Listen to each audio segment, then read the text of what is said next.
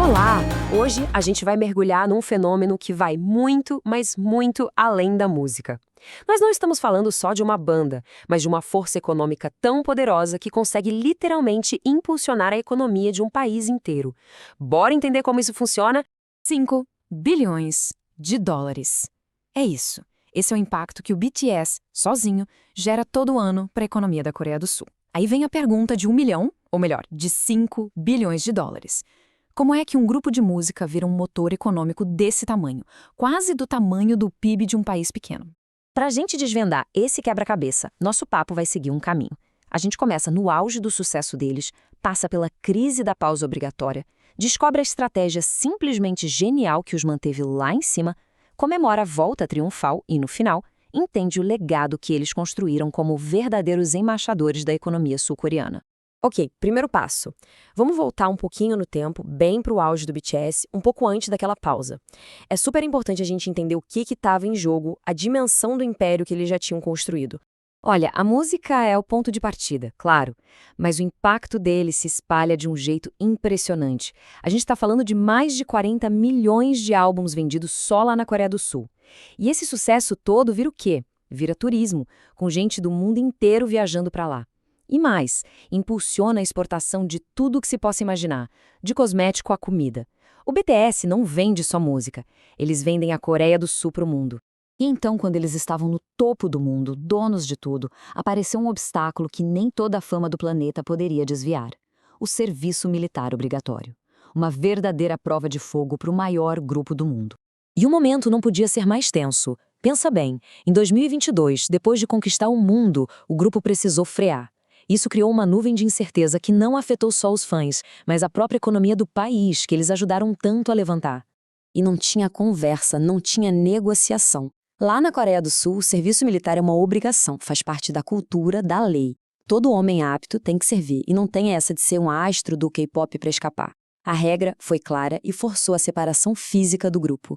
Essa linha do tempo aqui dá uma ideia do tamanho da espera. De dezembro de 2022 até junho de 2025. No universo pop, isso é uma eternidade.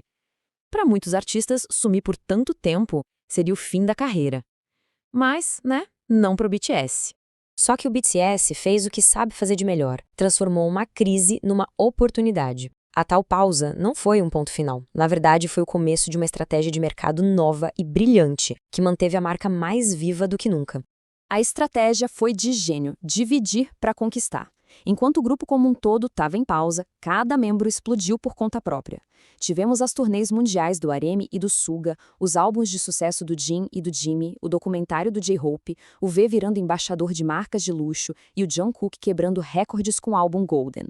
Eles não só mantiveram a chama acesa, eles criaram 7 novos incêndios, multiplicando a influência deles pelo mundo. Essa citação da L'Oficial Brasil resume tudo perfeitamente. O hiato não foi para desligar a máquina, mas para uma transformação estratégica.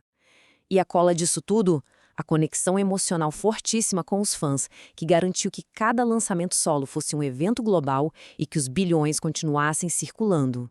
E depois da longa espera, veio o grande momento. O retorno do grupo não foi só uma reunião. Foi um evento histórico que abalou o mercado financeiro e o mundo da cultura.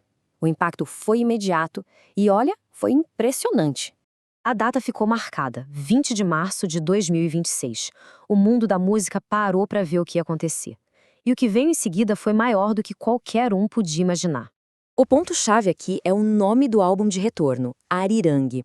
Não foi uma escolha qualquer. Arirang é tipo a alma da cultura coreana. É uma canção sobre separação e o desejo de se reencontrar. Ao escolher esse nome, o BTS pegou a própria história deles, de anos separados, e conectou com uma história que está na raiz do povo coreano. E os resultados foram sísmicos. Vamos colocar em perspectiva. 110 milhões de streams no Spotify num único dia. Mais de 4 milhões de álbuns vendidos na Coreia só na primeira semana. O single não só ficou em primeiro lugar na Billboard nos Estados Unidos, como fez história aqui no Brasil, sendo a primeira música estrangeira a chegar no topo. E para fechar, mais de 18 milhões de pessoas assistiram ao show de retorno na Netflix. Isso não é só sucesso, é uma demonstração de força econômica em escala global. Com essa volta espetacular, o BTS carimbou de vez seu lugar na história, não só como artistas, mas como verdadeiros embaixadores de uma nação e da economia dela. A transformação é muito clara. Antes da pausa, eles eram essa máquina de 5 bilhões de dólares que dependia de estar sempre ativa. Depois da volta, eles evoluíram. Provaram que a marca BTS não só sobrevive a uma pausa de quase 3 anos, mas volta ainda mais forte, com um impacto ainda mais profundo e resiliente. O legado que eles deixam tem várias camadas. Eles viraram embaixadores que atraem tanto turistas quanto investidores para a Coreia.